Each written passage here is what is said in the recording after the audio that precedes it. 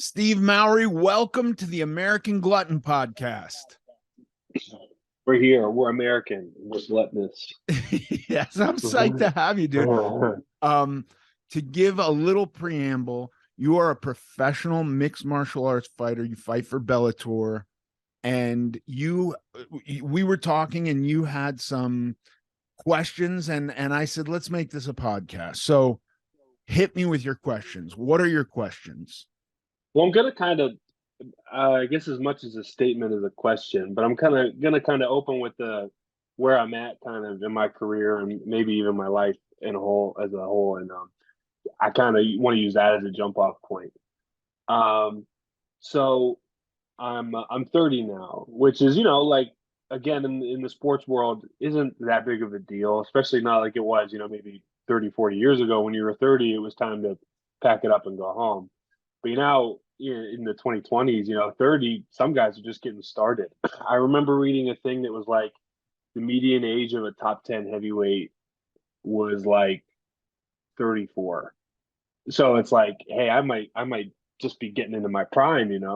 So I mean, I've seen my fair share of success, but I'm also at a point in my career too where uh I don't know if lamenting is the right word, but I'm kind of looking back on some habits that I had that just don't stick anymore. So for instance, I've noticed that my body can't do the things on the day in, the day out that it used to be able to do. And what I mean is that um in regards to my out of training habits, my recovery habits, my eating habits, I got away with a lot. Maybe it was genetics, maybe it could have been anything. But the fact of the matter is, when I was 20 years old, I could work at the bar till 2 in the morning. I could stop by Taco Bell, go home and sleep for 4 hours, wake up and spar 5 rounds.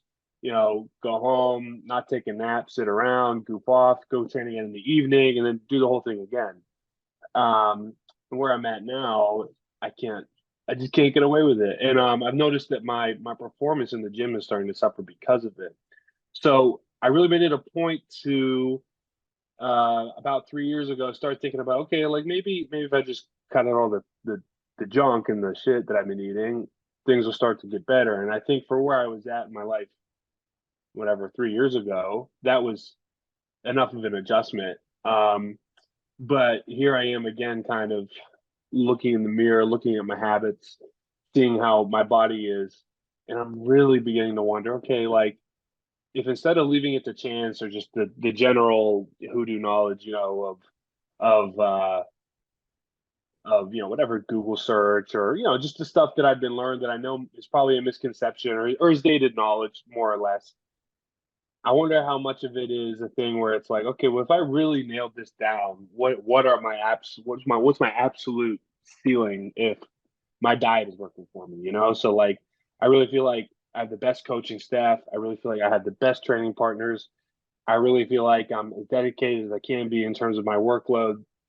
But now I'm beginning to wonder, okay, and I've had a pretty good run of it so far, but now I'm beginning to wonder, okay, if I really, really dive in, like especially with like let's say my diet, um, how much more potential can I squeeze out of the Steve Mowry potential, whatever. So Yeah. Oh no, that that's all kind of makes sense.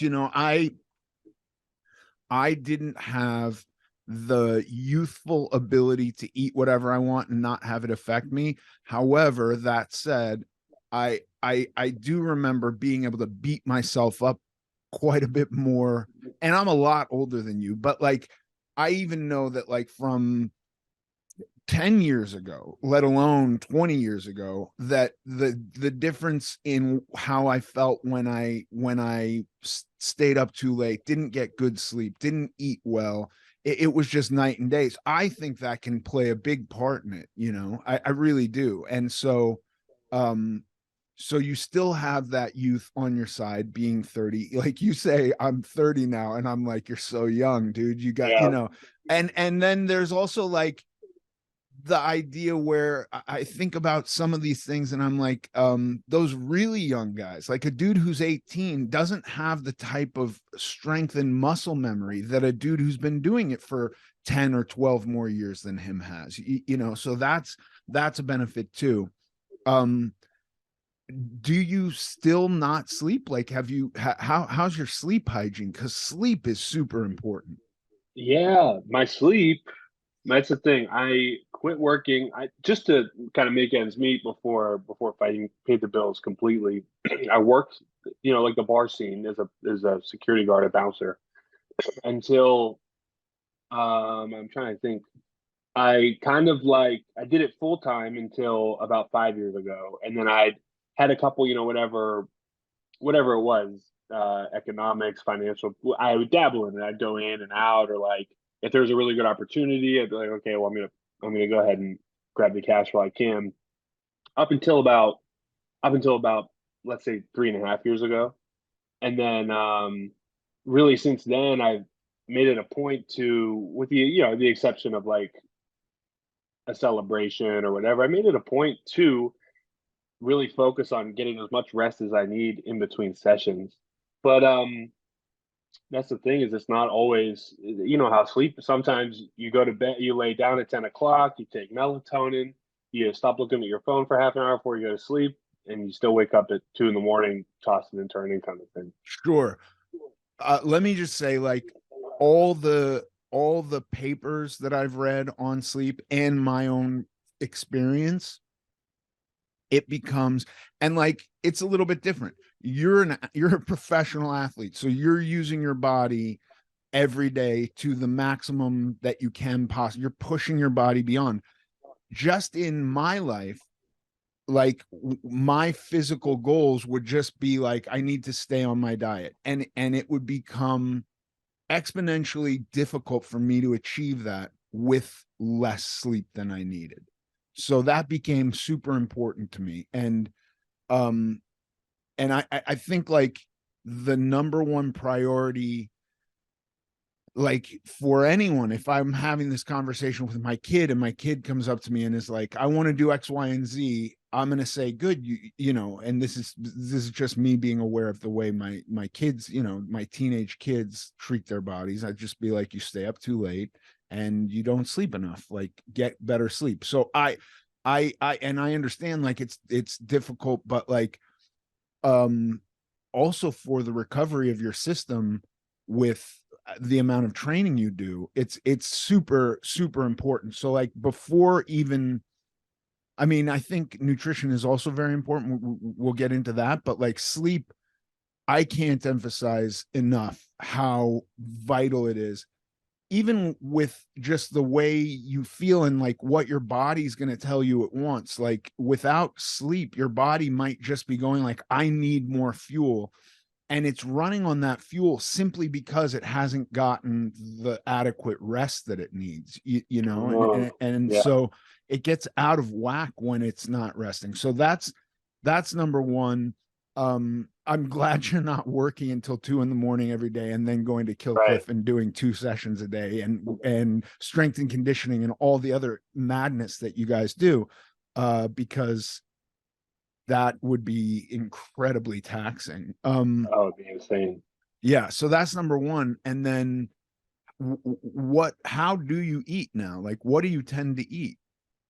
Well, so I'm glad you asked, because it's gonna kind of be a thing where, I mean, maybe to my own chagrin, but I'm kind of really looking forward to like diving into it and being like, okay, like what needs to go right now? What can we kind of play with? What can stay?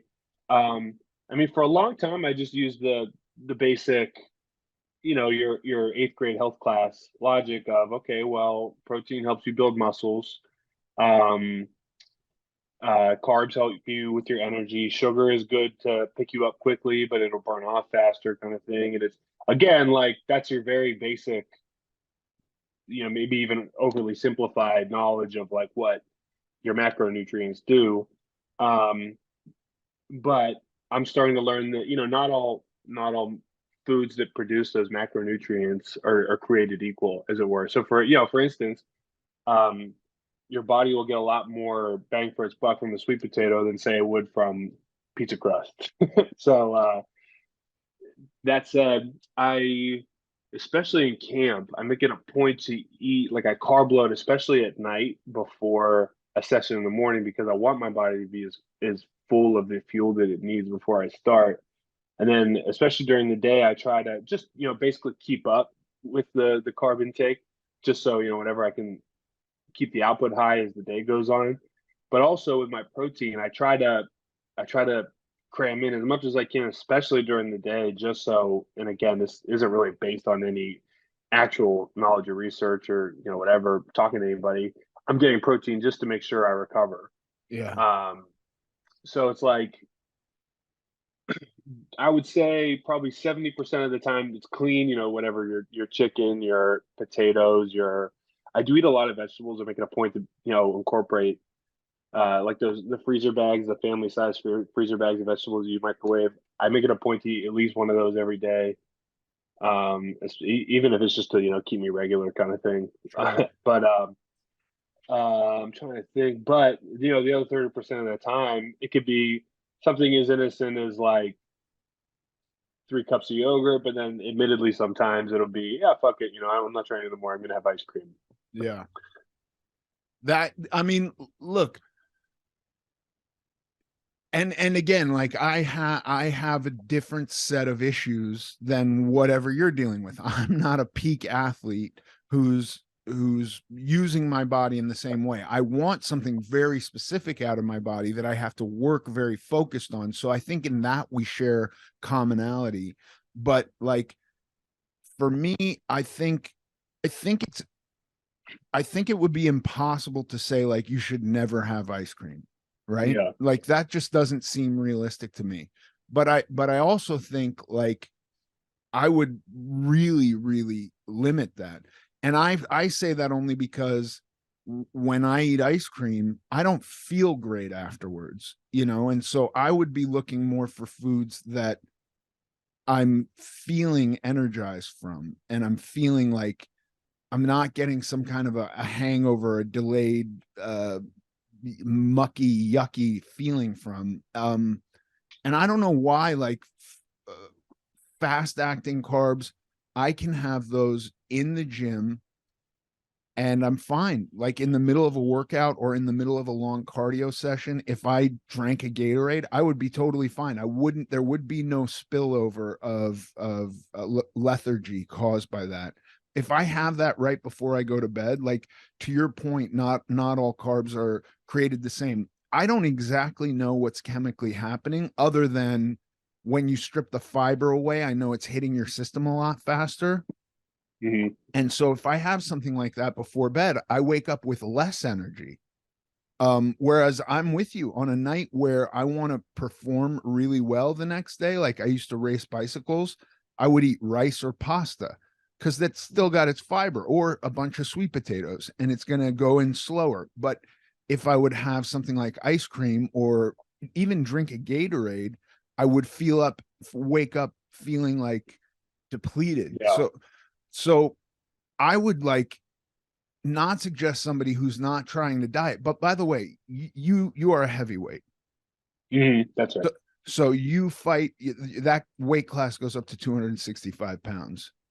Hmm. Do you have to cut to make 265 pounds? Well, as it turns out, when I made my pro debut, when I made my pro debut, I was trying to think. Just to give you a specific, when I was 23 years old, so right before I turned 24, my coaches and I kind of sat down and were like, we need to figure out what I'm gonna do from my weight class because I was like 235 ish, which is like small for a heavyweight, but huge for a light heavyweight. Right. And we kind of bounced the idea off each other, and we all went back and forth about what we thought the best thing to do would be. And the kind of deciding vote was we got with our strength coach, and I did a DEXA scan and a bod pod. So basically, they lay down a table, see your bone density, and then they put you the bod pods. This looks like a time travel sphere thing. They throw you in this thing, and it clicks a bunch of times for like 2 minutes, and it tells you exactly how much fat you have, how much muscle you have, so on and so forth. And my coach told me at the time I was really lean. He said, "Yeah, so even if you were 0% body fat, you would still be 218, which is to make 205. Let's say 0% body You'd fat. have to lose muscle. 13 pounds of just, let's say, water. And it's like, okay, we're talking about getting into a fist fight against elite competition with no fat and no water with less than a day to bounce back. It's like, okay, well, now we're not totally being that we're talking about optimal performance. It's like, okay, well, maybe not. And then so now we're talking about whatever 7 years ago. My body's changed substantially. I've really filled out my frame, kind of thing. Back then, I was walking around, like I said, 235 was like big. Now I'm like just under 260, and yeah, I mean, who knows? Maybe in 5 years it'll be a conversation where it's like, okay, now I do have to cut weight, or really monitor what goes in, kind of thing, what I do on the day to day. But so you So don't have to, none of this is for a cut. no, no, thank That's God, no. amazing. Yeah, that's Yeah. amazing, because if you're really just looking for performance, like I would think any of this becomes more complicated with a cut, or thinking about having to lose weight. Like um most other weight classes, doesn't matter what they are, from light heavyweight on down, they're all cutting something. Hmm.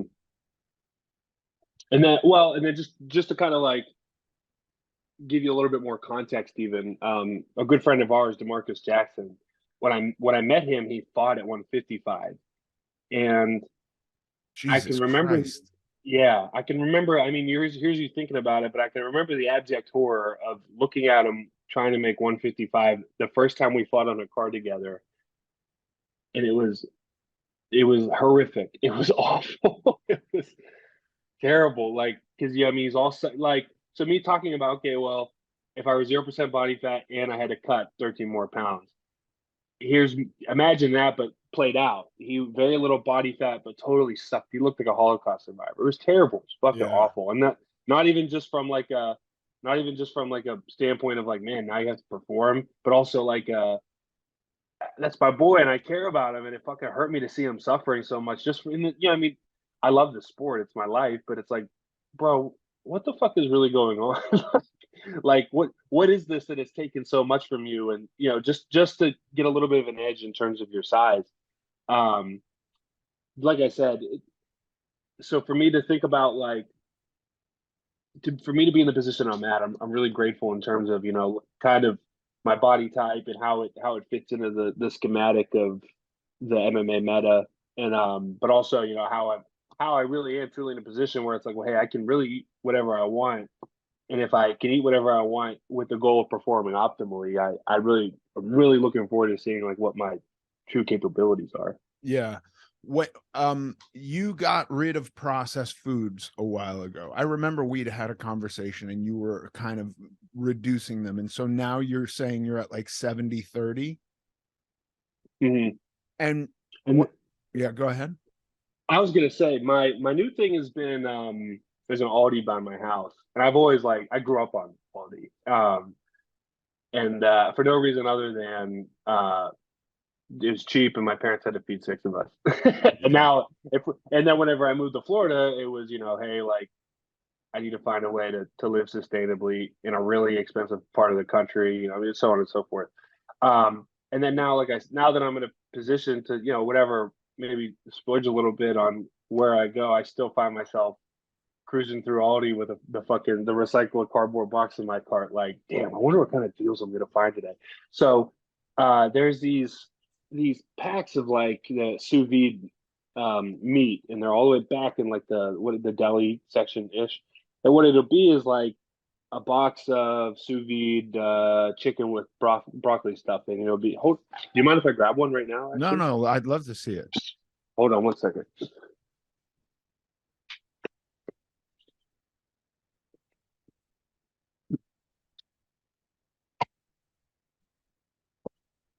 Mm.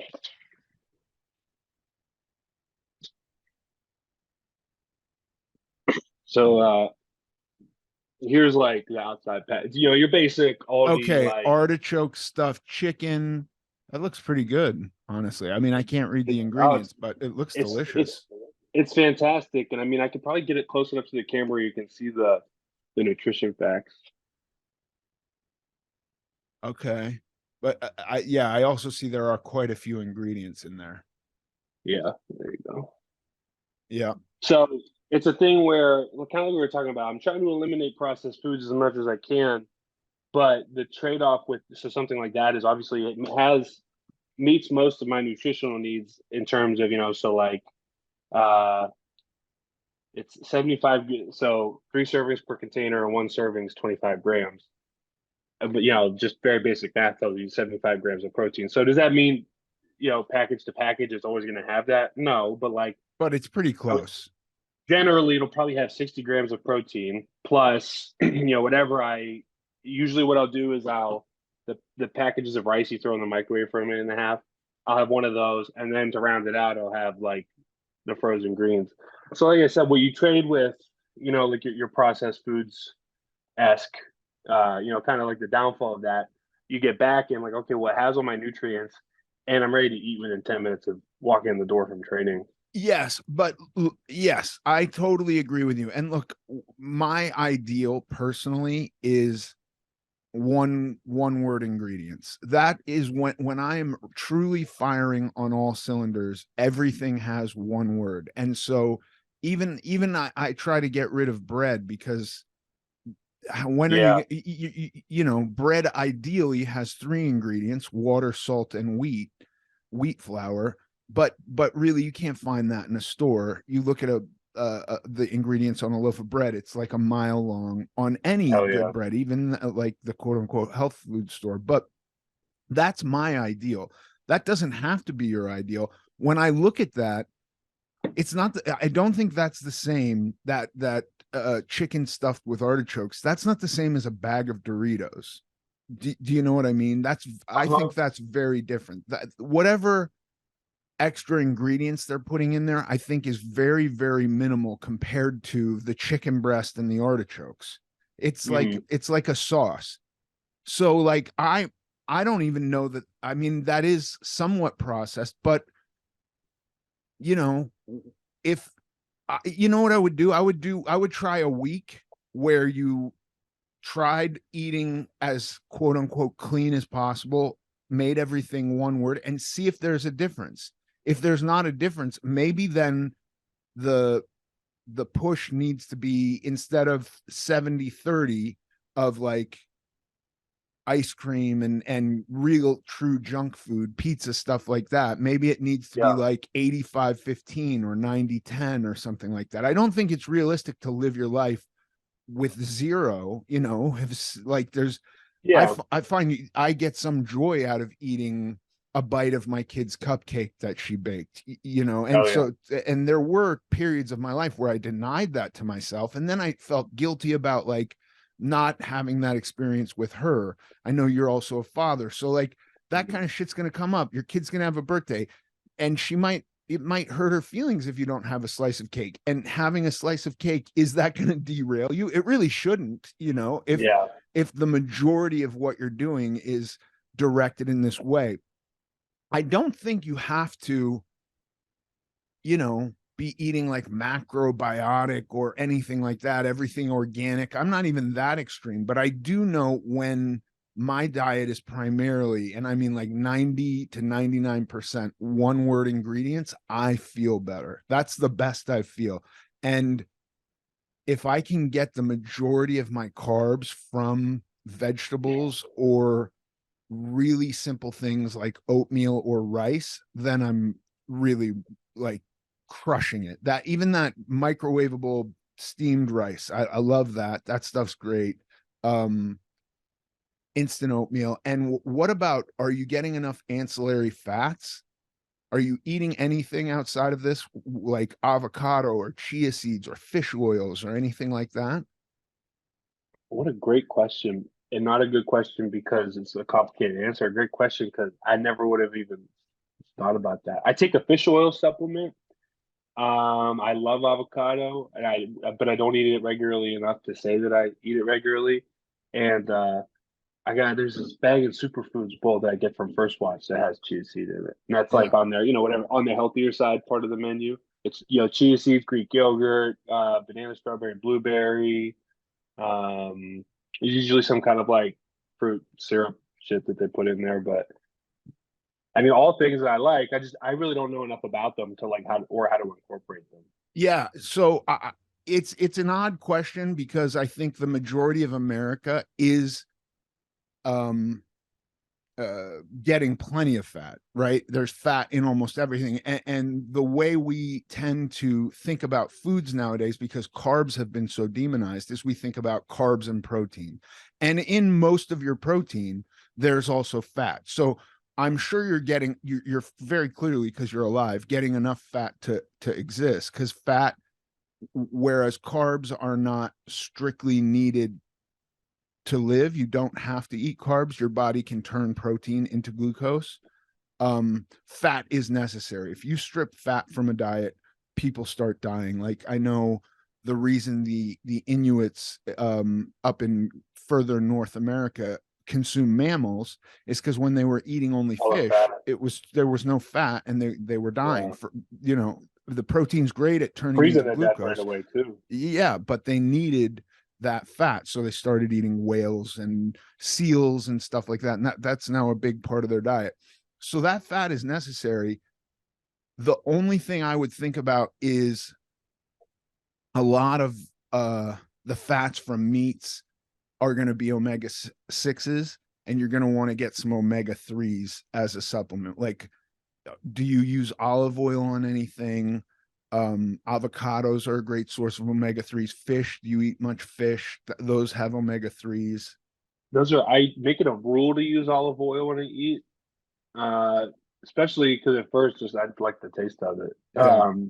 But especially now it's just kind of stuck, and it's been a thing where you remember like 10 years ago, I remember the paradigm being, obviously ignore fats as much as you can, blah blah blah.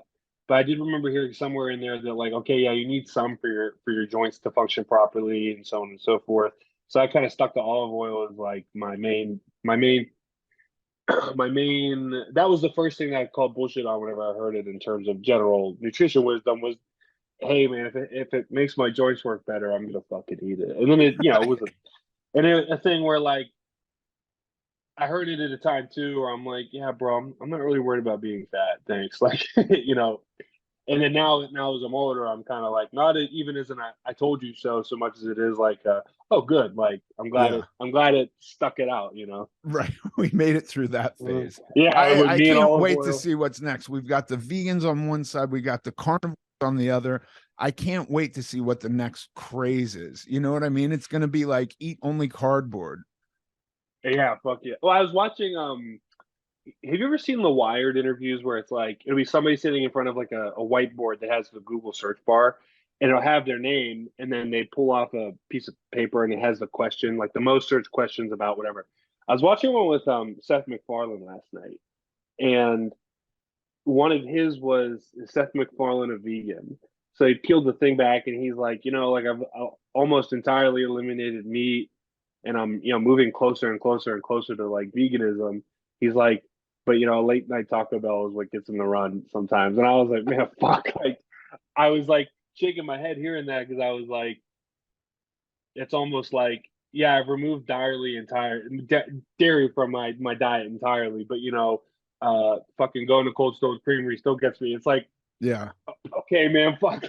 That's about as bad as, yeah, you're killing animals at that point, Yeah, intentionally killing animals. exactly. And it's like, man, like it's not, and then it's like, okay, well, look, like the one thing keeping you from veganism is like the worst fucking thing you can Right. eat. Like Yeah. it's not to take anything away from them. Good for if veganism, whatever. If that's your moral and philosophical stance on, whatever the end game of eating a living thing, that's fine. It's like, okay, bro, like Taco Bell, that's what's keeping. That's Like right.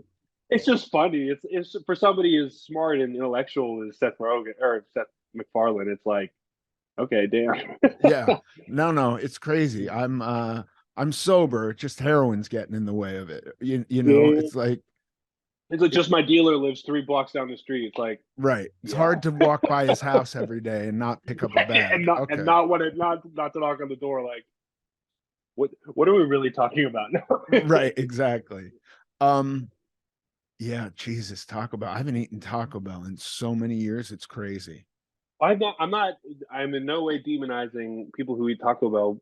One because I do fall into the fast food trap. I would say like more often than I'd like to admit. And even like you to go back to kind of what you were saying, it's like until I get to a point where let like I said, maybe 3 years from now I'll be walking around at like 275, and it's like okay, well I do have to be mindful of what goes in.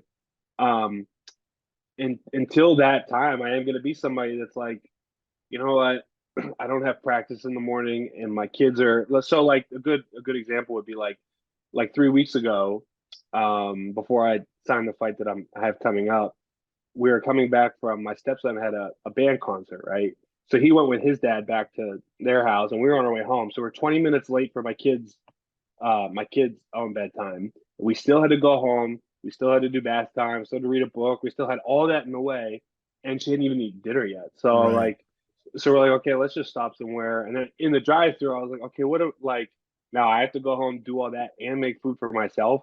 In that instance, it was like, I'm not saying that like this is a good excuse, but for me, it was like, okay, the trade-off of like, okay, adding another hour onto all that other shit that I have to do, or just like eating something really quick while I'm here. I end up getting like chicken nuggets or something stupid like that.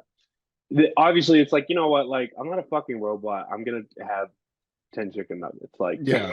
and then No, I and then listen, I'll eat a protein shake to I'll drink a protein shake to like round it all out, kind of thing. I've been at so many levels of the extreme here. And there was a point in time where I talked about McDonald's openly to my kids when they were very young, 15 years ago. And I would say that place is poison. It is poison. We don't eat that. It is poison. And then we found ourselves on a ski trip, and my wife and older kids actually ski, and some of the younger ones do too. The youngest does not ski, but at the time, I think my kids were like 5 and 3, the younger kids, and I don't ski, so I was really watching them. And at one point, they had to eat or they turn into gremlins. And we went to Yeah. the ski place. I don't know what any of this shit's called because I hate skiing, but like where people go up the mountain, and they've also got like food and stuff like that. And it was just so crowded and such a madhouse. I was like, forget this. Let's go into the town and eat in the town. We went into the town. All the restaurants there were full. And then there was a McDonald's that was like mostly empty. And I pulled in and I was like, we're going to eat lunch here. And they started crying, saying, why do you want to poison us? And Damn. and I had to go, it's okay that we have it once in a while, kids. And they were like, no, you're trying to poison us. Why are Yeah. you poisoning? And so I just think I think the excess where people are eating that every day is probably really not good for you. And then never eating it, if it's something Yeah. you like, I think that's probably not good for you too, because one dose of McDonald's is not actually poison. You know what I mean? The other thing I wanted to talk about with reference to processed foods, like there was a reason why after the first iteration of Wonder Bread, which is all designed for shelf life, right? Like Mhm. they wanted to create a product that could last, That whereas would make it to the store and to your grocery cart and to your house and to your pantry, all yeah, with it long in a long enough time that it lasts and makes money and so on and so exactly. forth. Prior to that, bread was going bad really quickly. You had to kind of go to a bakery every Had to day. get it And in the bakery. suddenly we lost all our men. World War II is happening. Might have even been before that, but like there's less men in America. We have to create something where the woman can buy the bread. She doesn't have to go every day. A loaf of bread can last for a few days now instead of whatever. But people started turning up with deficiencies, like with legitimate deficiencies, because part of the processing process is stripping the food of some of those nutrients. This is potentially what my reaction to quote unquote wholer foods is psychosomatic. I don't know.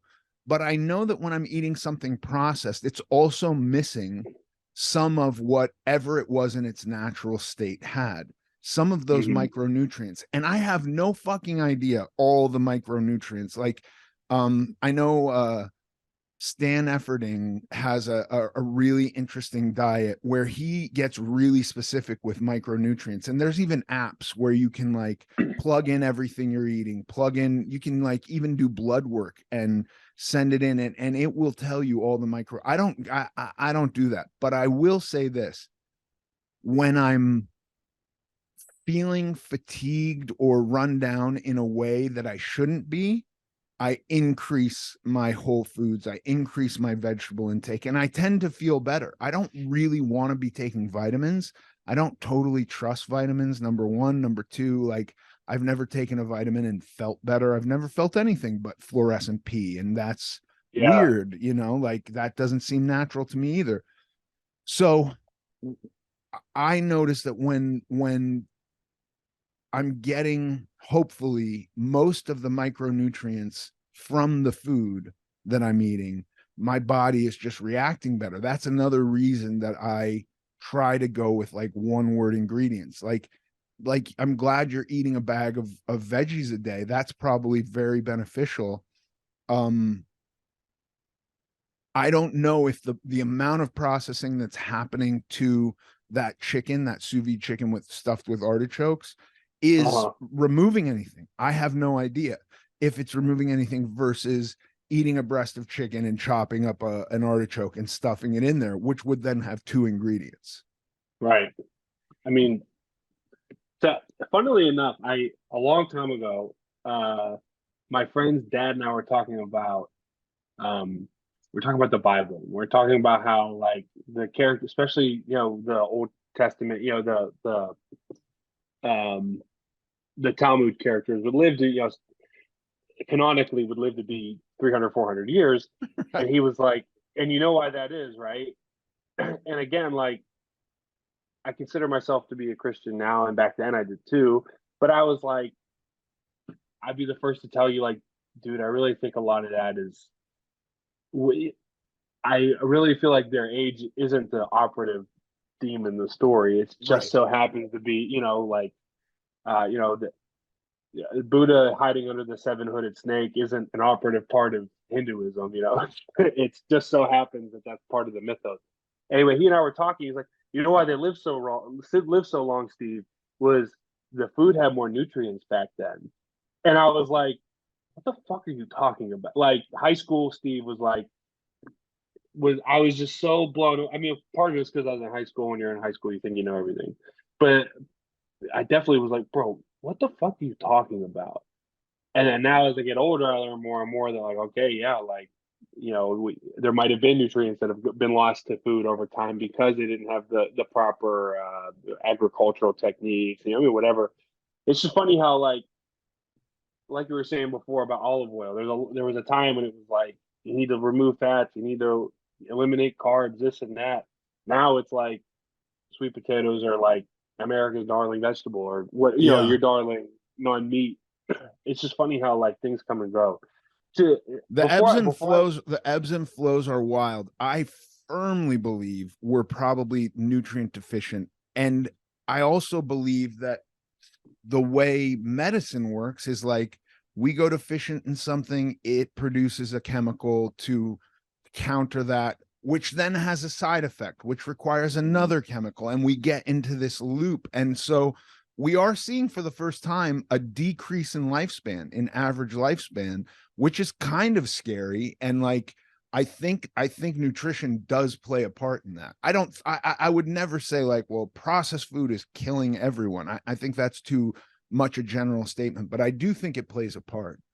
Oh, for sure. And then again, to like kind of round out the processed food versus non-processed foods thing. The conversation we had about processed foods, I remember, came off the heels of me being like in the middle of a camp, and like I felt like shit all the time and like whatever. And just to kind of like pat myself on the back and say, hey, everything's. I was stressed out. I had a big fight coming up. I was just to kind of like remind myself that hey, look, you're a human and that's okay. I went to Dairy Queen, ate chicken tenders and French fries, and I went to sparring the next day and had like the best day I'd had the whole camp. Yeah. So at a time when I was like, I should be fucking tired and worn out. Why is it that Dairy Queen kind of pulled me out of it?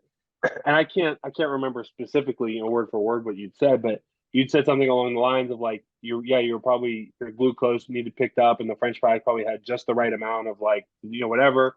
And then I pulled Greg aside, the wrestling coach, who is a in terms of credentials probably the most credentialed competitor we have as a He's a coach. fucking badass. Yeah. Oh, he's a stud. He like one of the best college wrestlers of all time. And I talked to him about it. I think I was waiting for like one of the two of you to tell me like you're a fucking idiot and you shouldn't have done that. But you kind of obviously gave me the yeah, dude, like fucking be a human sometimes. And then Greg was more the type that like somebody who's familiar with high achieving performers and athletes was able to say, yeah, dude, look, if you can do it, then fucking do it. Like, Yeah. what's really holding you back? And not to say like, hey, you should test the limits of your potential by eating like shit and seeing how good you can do. More just to say like, look, like, he's not trying to take away from anybody's performance. I think more what he's saying is like, look, dude, like, if you can live a little bit in between being a fucking athlete, you should probably do that as much because there are people who can't. Yeah. And I was like, I oh, think that's a good point. You go back to like the 30s and 40s and look at some of the images of the Tour de France. The Tour de France is like one of the most brutal things a human being can do to their bodies. It's a 3,000-mile race in the course of 3 weeks. You're going over 100 miles a day and you're going at race speed, and half of it's up mountains. It's awful. Like, it's brutal. And horrible. Yeah. and their nutrition used to be a can of Coke and a Snickers bar. That was an energy drink and like a bar. There were no power bars. There were no Cliff And bars. a, And and a cigarette and a cigarette whenever you stop taking piss. yeah, I mean, there I, was a time I, where they I'm believed I'm the only half smoke joking. opened. Yeah. No, they thought the smoke opened their lungs. And so they would smoke cigarettes. Totally. No, they all smoked. You could see them riding their bikes and smoking at the same time, like madness. Yeah. But I think there's something to today when you talk about guys being in their prime at 34, like the top 10 dudes are all in their prime and they're all in that range. Like, there's a reason that this isn't just a sport for people until they're 25. There Yeah. and this is true for a lot of sports, right? Like, 30 years old, you're not done with pretty much, maybe football. You're like, but that's like But you're even getting even that's changing now too, though. right. Even that, they're getting longer and longer, and we are getting smarter and smarter about nutrition. I don't think that, other than Floyd Mayweather, and who fucking knows what's true with that guy. Like, that guy could be Yeah. on some macrobiotic diet behind the scenes and eating Burger King. But I think in society today, we see a guy eating Burger King or whatever. I know he's got this alleged terrible diet, and we think that's the entirety of it because some guy got a picture of him eating Burger King. But Yeah. like, he's also got, you know, 10,000 other meals a year that we're not privy to. And because we Uh-huh. saw that one, then we make up this story that that's what he's eating. I doubt that a lot of top professionals, athletes, are subsisting largely on junk food. I just don't think that's real, you know? Hmm. And then more to the point, I think Floyd Mayweather's that's an interesting like example that's endemic of the Floyd Mayweather machine. And without making this the Floyd Mayweather fan cast, he's so good at what makes people want to watch Floyd Mayweather is they're just waiting for him to fuck it all up. You know what I mean? I mean, And that's what I'm rooting for that every time. and that exactly. And the thing is that especially about Floyd Mayweather is he figured that out and he figured it out 15, 20 years ago. Yeah. And kind of the best what makes that probably a little bit different than it would from say like your average Joe is like some people probably need to go to therapy about it, and yeah, who knows? Floyd Mayweather probably has a great therapist, but the point is that Floyd Mayweather not only found a way to thrive and live off that negative energy, but like monetized it. And there's a reason why people buy his fucking pay-per-views, and it's because like for the same reason he did an episode, an all access where he's talking about how like I see these motherfuckers out here training every day. I don't even need to do that. Just 6 weeks before the fight, I'm good. you cannot tell me that the best fucking boxer of this generation trains 2 or 3 times a day for 6 weeks. Like, I just don't believe it. And then the I don't fact is believe it that, either. That's what I'm saying. I think I think he's like he's doing a version of WWF, I think. of course, and that's what I'm saying is, so like, I'm not saying that this sideways ass picture of somebody seeing him at a Burger King was staged. What I'm saying is that, like, Floyd Mayweather wants you to see exactly what Floyd Mayweather wants you to see, so you fucking hate him even more for it, and so that you, man, I can't wait. I heard he only trained 5.5 weeks for this fight because he got the flu, so he's definitely gonna gas out this time. Yeah. And then he goes, he beats up your favorite fighter who's 3 weight classes above him. Oh, and I wonder, Who trains 11 months a year, who eats yes, perfectly, who does everything right, but Floyd doesn't have to do any of that. He eats Burger King, he never trains. Like it I like the story too because it's entertaining. It's all oh entertaining, hell but like yeah, I don't think it's that real. no, it's, I just And if it scientific is, for by the every, way, if it is, he's an anomaly. yes, he's the, and it again, it's like, okay, that I'm glad I don't like him because he's this anomaly. But I think more to the, more kind of where I'm at in my head is that it's like, man, good for you for being a guy that trains 11 and a half months out of the year, and then, like, even whenever you're not really training, you're taking care of your body still, probably doing the right things, and you fucking find a way to make the guys feel like shit for training, and make people fucking hate you for making fun of those guys. I want to say, we were talking about, so like medicine and, well, vitamins. I was reading this thing where it was this study done through, I can't fucking remember who, and it's, this is something that happens all too often. People love the quotes. They did a study, which the most broad scope. Who did what? A what? I Yeah. read a thing where it was like magnesium coupled with therapy outperformed SSRIs as a effective form of antidepressant treatment. It was like outperformed SSRIs in therapy, like, aggressively, like smoked it. And I mean, the common misconception is that, like, the common conception is that, like, obviously, if somebody's if you're feeling sad and the only thing that's going to keep you from killing yourself is, an antidepressant, then by all means, please hop on an antidepressant. But I think the message there is that, like, with the changing of the times and the whatever, we're also eager to jump on the one thing that'll be a quick fix. Yeah. Whenever, like, maybe a little bit of, like, I don't want to say a little bit of research, but just a little bit of, like, savvy and a little bit of, like, being there to figure it out and willing to step out of yourself really is, like, You can go the on real. yeah, you can go on PubMed where they publish all these papers and you can find really ad nauseum examples of magnesium therapy, exercise outperforming SSRIs. Now, like, I'm not an anti SSRI guy, but I would Yeah, by say, all like, means. right, I believe people should do what they need to do. I think that anybody who's got, there's one version of depression where it's like you're so depressed you can't even lift the phone to go to the doctors to get the SSRI, right? Like, but if you've got the gumption and tenacity to go, like, I'm having a hard time, I need help.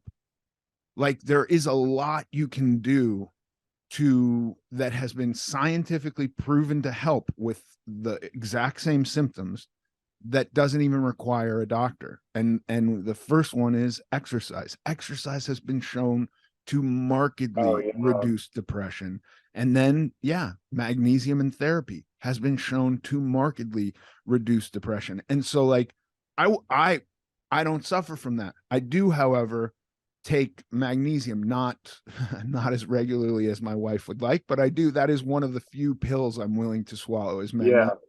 Yeah. Um, and like I don't suffer from depression, but if I suffered from the version where I had enough gumption to go seek help, the first thing I would try is exercise because it has been scientifically shown. And the second thing I would try is magnesium coupled with therapy. And then if that's still, then I would maybe start to look into some other things. But they're like, I don't know. I think that the marketing on some of these drugs is really, really good. Yeah. And then there's also like, we live in the instant gratification era where it's just easier to take a pill. You know, a lot of people find it easier to take a pill. I mean, I hope to never be faced with somebody saying I need a statin, but like, I would rather work really hard at my diet than have to take a statin. And I know that's not an option, because there's some people with Right. genetically high LDL cholesterol and maybe they have to take a statin, and statins have saved a lot of lives. But I would work fucking tirelessly to change my diet and get a result without medication before I started taking something like that. And it's not a thing too where it's like it's not a thing too where I haven't demonized the medical community because they feel a certain kind of way about prescribing drugs. I just really feel like the common paradigm is like, you know, do whatever your doctor tells you. And I think you have to be historically illiterate to not see that like the doctor giving you a cure isn't always financially in their best interest. And this isn't just a very surface level thing because I know in the era we live in now, you'll get criticized for everything. I'm just saying that like I'm not saying if your doctor prescribes you antidepressants, don't take them. I'm saying that like it's usually not in the industry's best interests to whatever to tell you something like, hey, maybe you need to go outside for an hour a day instead of, hey, like I'll put you on this pill you have to pay $40 a month for that I'm going to get a kickback for from Pfizer or for, whoever. And it's again, and it's a lot of things. Kind of like what are we the what are we really talking about question as it relates to like, hey, I can't become a vegan because Taco Bell exists. Like, okay, well I can't live my happiest, fullest, whatever is life because my doctor said I need to take whatever. And it's like, okay, is the issue that you have something you need to work on that you're running from, or is the issue that you feel like if you don't do whatever your doctor tells you, you're gonna be fucked? Yeah, it gets really complicated, but I think that as technology advances, we start to solve problems that were big, real, profound problems. And the one that really jumps out at me as like the easiest to point at as having a plethora of unintended consequences is nutrition. You go back not too far in history and people were starving, like lots and lots of people. And now, for the most part, where you have real famine and starvation, it's because of, for political reasons, they're being cut off But from hell yeah, the food. But there's more than enough food to feed everybody on earth right now hmm today.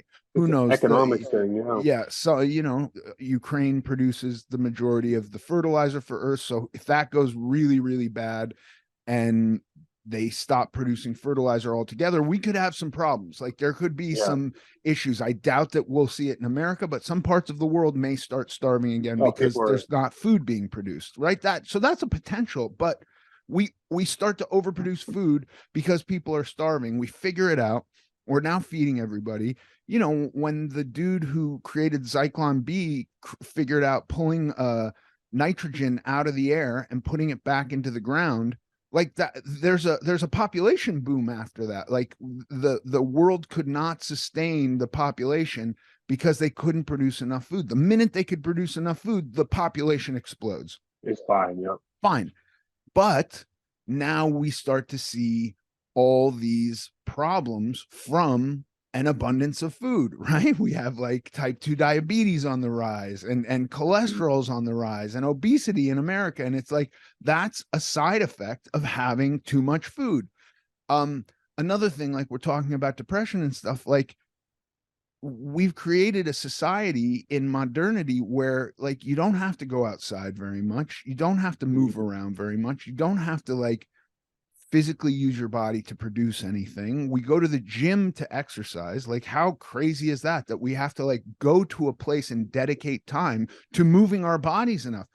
Of course we're depressed. Like, that's for however long, hundreds of thousands or millions of years we existed. We existed outside moving around. And so Uh, we're not set up to accept that change physically that fast. So there's unintended consequences where it's like, hey, if we go outside more, if we physically use our bodies a little bit more, maybe we won't have this depression stuff. I think all of this stuff is true without even having to be like,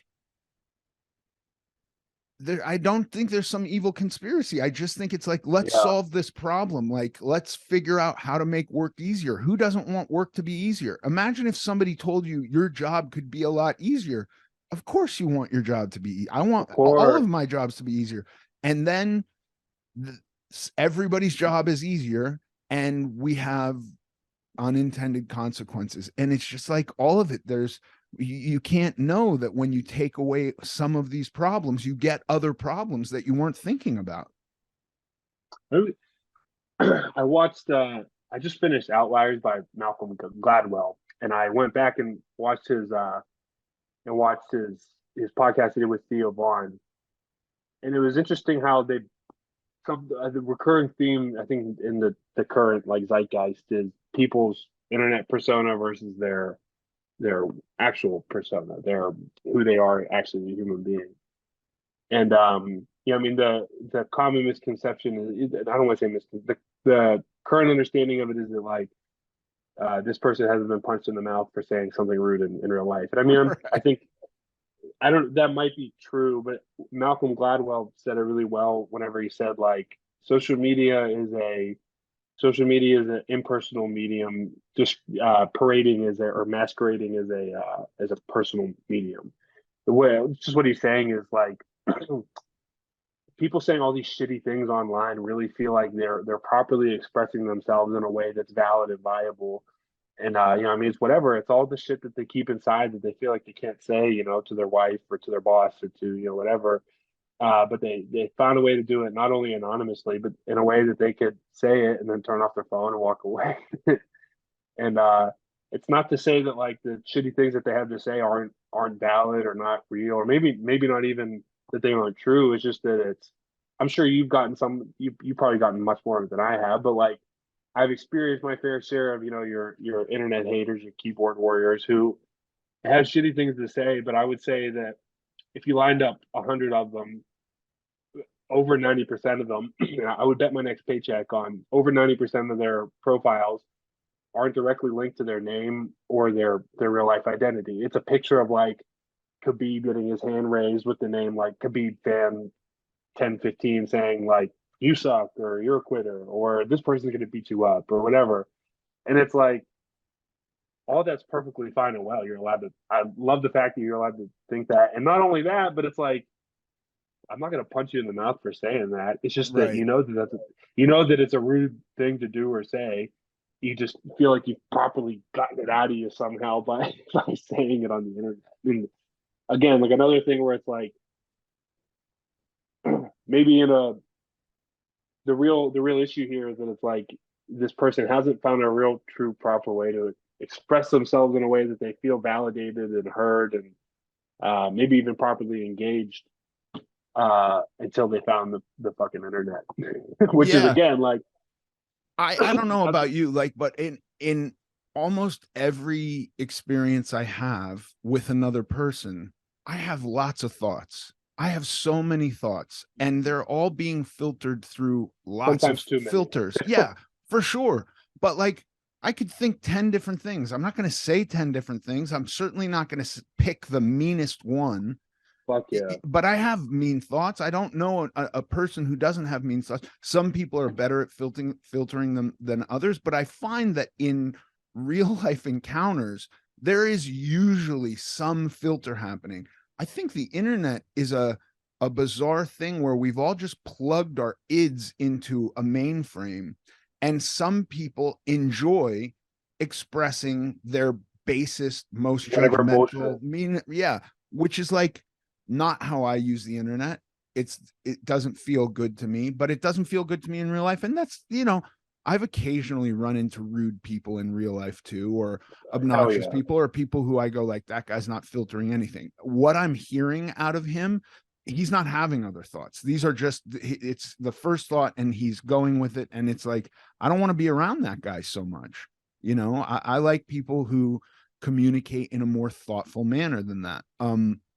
But yeah, the internet, it's again, unintended consequences, and now we have like the worst divide in the country that we've had in my lifetime. I don't remember it ever being like, the Bloods versus the Crips politically. It's like fucking chaos out there. Yeah. I remember as a kid hearing my dad was a big Bush guy. And now that I'm an adult and I'm properly educated, I would say I'm not a big Bush guy. But I couldn't tell you with a clear conscience that I would have been a big I forgot who his opponents were. John Kerry and Al Gore. I probably wouldn't have been Kerry or Al Gore guys either.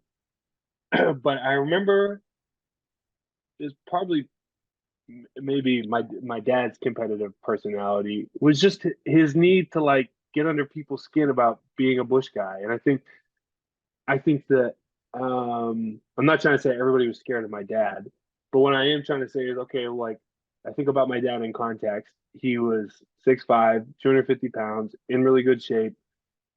I mean, like just that. Okay, it was probably intimidating. People probably didn't feel like whatever they were up to snuff. But it was also a thing where this is its own theory, but it's like he wasn't properly conditioned to express himself in a way, or maybe he was conditioned to express himself in this way, and that like he got some weird sick gratification out of being a Bush guy, and it was like, okay, dude, like I get that you resonate with a lot of the maybe the right leaning whatever, but at the end of the day, like, are you really this hardcore about Bush because you want people to vote about him, or are you just Right. happy everybody's so pissed off about it? The same thing with the Trump is obviously in the current political landscape is the leading paradigm, whatever. Yeah. But again, it's like it's its own thing too, where it's like the people who are fucking rude, and because I'm with you there, especially working in the bar, it's like mixed with you throw alcohol into the equation and everything goes. But it's like I do wonder what do people get introduced to, or what gets conditioned enough? What do they feel they've gotten enough positive reinforcement for acting like a fucking dickhead to make them think that their behavior in this instance is going to get them what they want? And again, maybe it's a thing where it's like maybe they know they're not going to get what they want. They would just feel better if they were an asshole to somebody. And then usually I'm the least common denominator in a public setting. Like, okay, here's a guy that works here. He's not really allowed to do anything to me anyway. I'm just going to be an asshole to him, kind of thing. Right. Yeah. But at the end of the day, like if you're trying to get more chairs for your table, I could tell you firsthand that like even if I'm not allowed to give you more chairs for your table, I'll probably give you more chairs for your table if you say please and thank you. Right. Yeah, Right. But I think some people want the reaction. That's they want also, that. They want to yeah. know they pissed off, and they want to know they said something shitty to the big guy who works at the bar, and Yeah. then And if they were for the thinking first clearly, three it days has of the nothing work to do week, with the chairs. Yeah. oh yeah, in the first 2 or 3 days of the work week, that whatever that's what puts all the piss and vinegar in their balls is, hey, I said something mean to the guy at the bar this weekend, and I'm gonna see him this weekend too, and I'm gonna make him get me ice or something like Yeah. that. Yeah. Yeah. Yeah. Yeah. All right, back to nutrition. Where are we at? Yeah. But we're talking about. I'm really glad you brought it back. We could have gone off that forever. Ancillary fats. I'd like to really. When you say ancillary, I'm assuming you mean just like. Well, Could like you? are okay. Look, you're alive, so you're getting enough fat. You're not deprived of fat. You're not wasting away. You're not having hormonal issues. So that you have brought up. So you're getting enough fats. But like if the majority of your fats are coming from meat, because we didn't talk about anything else, then it's primarily omega-6. And I would just go like, make sure you're getting some omega-3s too. And omega-3s, where I get omega-3s are Fish, avocados, olive oil, fish, avocado. olive oil, and chia seeds. Like I don't know how much omega-3s I'm really getting. And fish oils. I don't take anything really consistently enough, but I do take fish oils when I'm reminded by my wife, and EPA and stuff like that. Yeah, I put myself on a cocktail of different like vitamin supplements, as it were. And I mean, I'm usually pretty consistent about it, but it is a thing where maybe being paranoid, but I do kind of wonder like, okay, is there anything big that I feel like I'm missing? And I'm at the point now where I don't feel like I am, but Yeah. I mean, like the only thing I could say, because you're not overweight, you're not struggling like that. The only thing I could say is the feeling that I've gotten where I've gone from eating even clean processed food, which is like a version of what I think you're doing, to mhm. single word ingredients, I've noticed a difference. I just Yeah, have. So I would suggest trying that out, maybe seeing if you could spike your omega 3s a little bit and see if you get anything out of that. And then I think also, like, a lot of nutrition, I think, has to be a work in progress for some time. You know what I mean? Like, I think it's one thing to go, like, I need to lose 10 pounds in the next 3 weeks.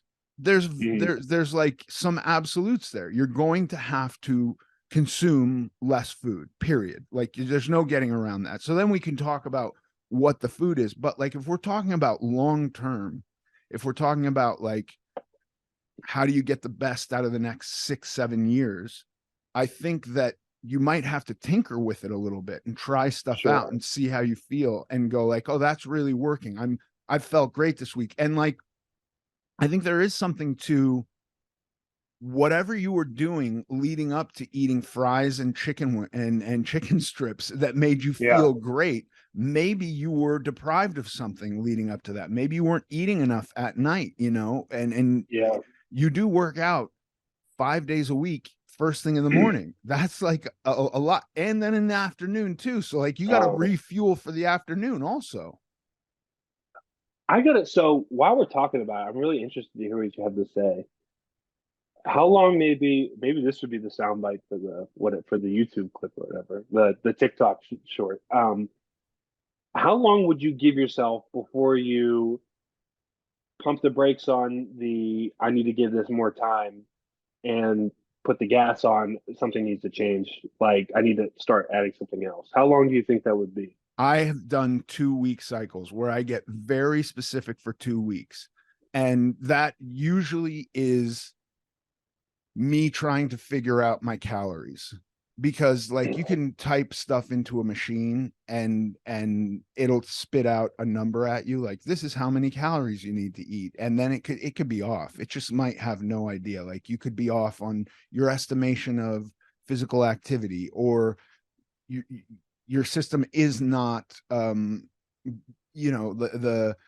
non-athletic active Yeah, non-exercise active thermogenesis, like that plays a huge part. And that's just how much we move in conversation, in getting up to go to the bathroom, in you know how long are we standing up every day, like that's going to play a yeah, big part. And so like, if you're often in gauging that, and there's no real way, because I think a lot of that is done mindlessly. It's like not something you're actively thinking about doing. um that can throw it off. So when I'm usually trying to figure stuff out, like, I would almost treat it like an elimination diet. Like, I think elimination diets have a point, especially for people with like legitimate autoimmune disease. It's like, yeah, okay, maybe something you're eating is having an effect on you. Figure it out, get rid of yeah, everything, start putting, not everything, like, there's a very specific way to do an elimination diet, and then you add something back. But I think the problem is, because of the extremes, we get into a thing where it's like everybody should be on an elimination diet for the rest of their life, and you don't add yeah, anything back in. Where like a medical doctor who deals with autoimmune disease would say, like, do an elimination diet. You got to add food back in, because the point isn't just, don't ever eat uh this whole category of food again for the rest of your life. It's figure out what in there is actually having an effect on you. mhm. So so like recently I've been having pain like right here, and I just in my own research I found out it's like a gallbladder thing, right? Do you have like a specific way that you would suss out like other than like if you were gonna do an elimination diet and you were gonna start from like a bare bones kind of deal, what are the foods that you would immediately say, okay, well this needs to stay, Like this is like not non-negotiable, but like you knew that you needed to keep it? What are the nutrients that like your key nutrients, your key foods that you would keep in the your Rolodex, as it were? Your like this is always going to be part of your diet, and then this is whatever outside of these is when you would start branching out. Okay, maybe I'll try to incorporate this again. Maybe I'll try to incorporate this again. Yeah, I would, if I was doing an elimination diet, it would be leafy greens and protein for 2 weeks.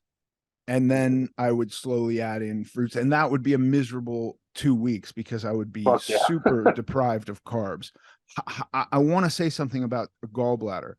Um, Strangely enough, because your gallbladder is dealing with bile and dissolving fats, um, a low fat diet can actually produce a bad effect on your gallbladder if you have gallstones. I've had my gallbladder removed, but I've looked into gallbladders quite a bit. And I thought it was totally counterintuitive, where I was like, if you're having gallbladder issues, you got to stop eating fat and give your gallbladder a rest. But it actually, because you're suddenly turning off the necessity for your gallbladder to do anything, it can really be, Like your appendix almost, right? yeah, you don't want to go super low fat. So, but you also don't want to eat a bunch of like greasy fried food either.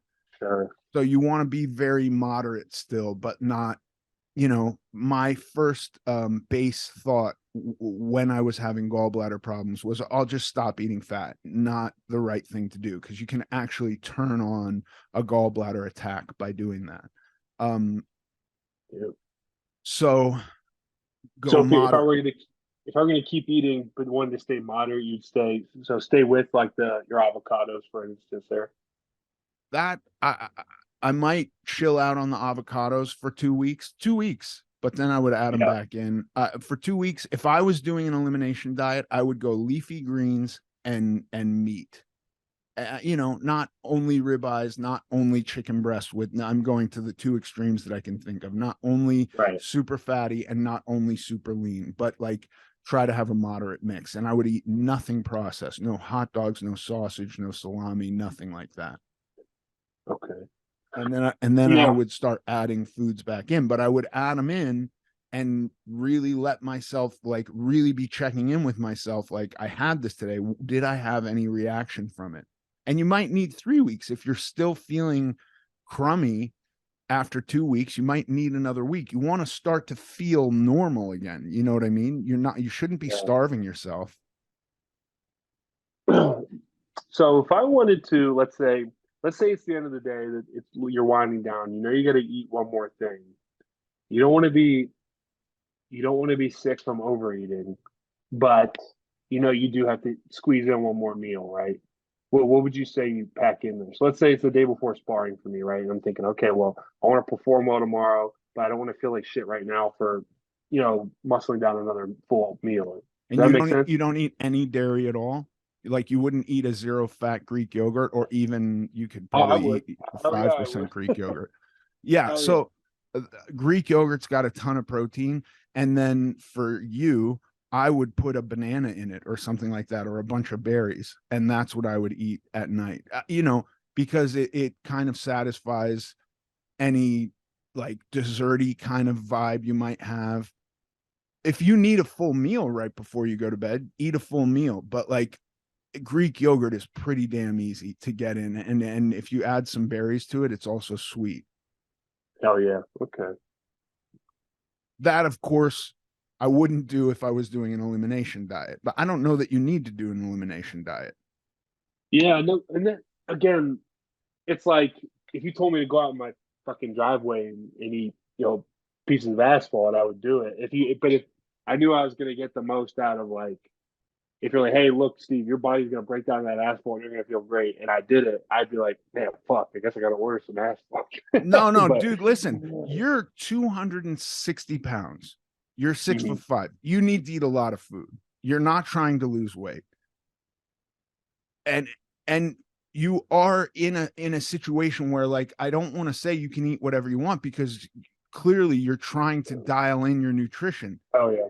But like if you wanted to have a meal right before you go to bed and it was like chicken and a sweet potato and some broccoli, you could do that. If you want to have something that's quicker and lighter, you could have a yogurt and some berries. You don't have to do that every night, but I agree. I wouldn't, if I were you, be going to bed on an empty stomach ever when I'm training as hard as you do the next day, first thing in the morning. I would be eating Yeah. something. I would be drinking casein protein shake. I'd probably, even if I was you, be putting a little almond butter in it or something. I myself, who has to like really restrict my consumption so that I don't gain weight, I drink casein protein powder and water. This is not the same case as you. And so, and you're also doing a hell of a lot more exercise every day than I am. So like I wouldn't get into restricting yourself at all from a volume point. I also don't want to say all this and have you gain 30 pounds, you know what I mean? And have to cut for your next Yeah. fight. Like these are all the considerations I'm having. Yeah, and to give you some perspective too, it's like to give you some perspective, it is a thing too for me where it's like the end goal is always optimum performance, right? And that looks like a lot of different things, you know. So like, I'm not a bodybuilder, but I like to think physique wise, I got the lucky end of the spectrum, genetics wise. But then, you know, I mean, the one of the consensus greatest of all time heavyweights was Fedor, and while you know he wasn't like a total schlub kiss, he did not have the physique of like a Greek god At all. And he was a badass. and he was a stud. And then especially when he was like when he was at like his peak, you know, the mid 2000s to like the early teens, you know, or whatever. It was like again, he had a tummy and he was probably walking around at 18-20% body fat somewhere in there. But like he was fast and he was explosive and he hit hard and he was heavy on top and all things that so to give you some perspective, let's say like let's say I found a diet where I always was like always just at my peak, but I gained, you know, whatever, let's say 20 pounds, and I had to really start doing an actual weight cut, a la, you know, some of the your more typical weight cut. Um, it would be tough. I'd have to, you know, kick myself in the ass about the Dairy Queen across the street, but you know, I would But do it. dude, And I I would mean, 100%. that's an interesting science experiment. What if you intentionally added some calories? And again, I would not suggest it be from the Dairy Queen. I would Sure. suggest it be from like you But know, there's no reason why I can't throw Greek yogurt in it. Like, you know, half a cup of Greek yogurt and like I could make I could take the first watch thing that I was talking about and like there's no reason why I can't eat that every night before bed. yeah. Not even just even if I'm already like sick full, it's like okay, well I could probably muscle that down just on taste alone, you know. Right. I mean, I would mess around and try that. You know, you eat too much late at night, maybe it disrupts your sleep, maybe you're digesting instead of sleeping, maybe you don't feel great the next day. So but who knows? Mm. I would definitely give that a shot. You are a guy who doesn't need to lose weight. So, and you've got from where you walk around, you could gain 5 pounds and you still don't need to lose weight. Still be all right. Yeah. But do you gain weight and then slow down? You know, there's all these unintended consequences that we're not necessarily thinking about. So Right. there's other factors to consider. But I wouldn't be restrictive at all. I would be, if I was you, I would be making sure you still want to get enough protein, but you don't need to eat really probably more than, especially if you're not in a caloric deficit at all, you don't need to probably eat more than 225 grams of protein a day. The rest of your carbs can be fats and carbohydrate. The rest of your calories can be fats and carbohydrates. So, fuck around with a little more fat and see how you feel. Make sure you're getting enough carbs to perform the way you need to perform. Like I would really be playing with this if I were you, just to see like if I increase my carbs from where they're at now, do I feel better? If I'm getting some of my carbs from rice instead of vegetables and sweet potatoes, do I feel better? Or if I'm eating a ton of sweet potatoes, do I feel better? You know what I mean? Like, I For think sure. you're in a really interesting spot where you could experiment with yourself a little bit. For sure. And it's also a thing where it's like I'm kind of like I said, I'm not in a point where I can afford to like totally fuck around anymore, but I am at a point where I'm like I might even still I might even still be headed into the best possible whatever years, not just as a competitor, but like I might still be headed in towards like, wow, I wasn't doing this 2 years ago, but I'm sure as fuck glad I'm doing it now. You know what I mean? Yeah, I don't think I think that there's a version of myself where somebody goes, eat whatever you want, and I'm like, great, it's gonna be pizza and cheeseburgers. Like that, I think Yeah, is dead wrong. But like yeah, the idea of increasing your calories and seeing by a little bit, by 250 calories a day, um, uh, and have that be from carbs and then have that be from fat and see if you notice a difference on either of those. Do it for 5 days in a row on add 250 grams of carbs, not sorry, 250 calories worth of carbs every day for 5 days and see if you notice anything. Then do a week where you're adding 250 calories in fats for a week every day and see if you notice anything. And I would really be experimenting. Like I would be very much like trying to dial in all of this stuff. And if you spent 2 weeks, like another interesting thing could be if you spent 2 weeks figuring out like really what your average caloric burn is every day, and then sat down and designed basically a rough meal plan for yourself. Like first spend your protein, figure out where you're going to get 225 grams of protein every day. You've got lots of sources to choose from. And then like intentionally spend your carbs and your fat and design it in a way where you're like, okay, I'm going to try this, then I'm going to shift around the macros and see how I feel and what this is doing to me and how I'm performing. That could be a really fun experiment. yeah. What are some key things? What are some key feelings that I can link to the nutrients I'm missing? Does that make sense? So like if I'm feeling one way, what's something I could link to a nutrient that I'm not getting enough of? So I let's would say, honestly, I would base it all off of energy. You know how you feel in the gym. You work out twice a day. If you're if you're suddenly getting home and more tired than usual, if you're suddenly more tired in the gym, that would be what I would link all of it to. Sometimes we can get irritable if we're depleted of nutrients. So that would be the second thing I would start to look at would be irritability. But I like to look first and foremost at energy. If my energy is low, I can either go like I'm dieting, that's a sign of dieting. And if I'm not dieting, if I'm on maintenance, then I know I'm eating out of whack and I need to like go like I've been eating way too few carbs. I need to up my carbs a little bit, or even like I need to place them in different times of the day. I need to start placing them after my workout to get me through the rest of the day and do my workout on less carbs. Does that make sense? totally. So like if I were feeling, let's say, lethargic or maybe even irritable, would it be safe to assume I could link that to low carb intake?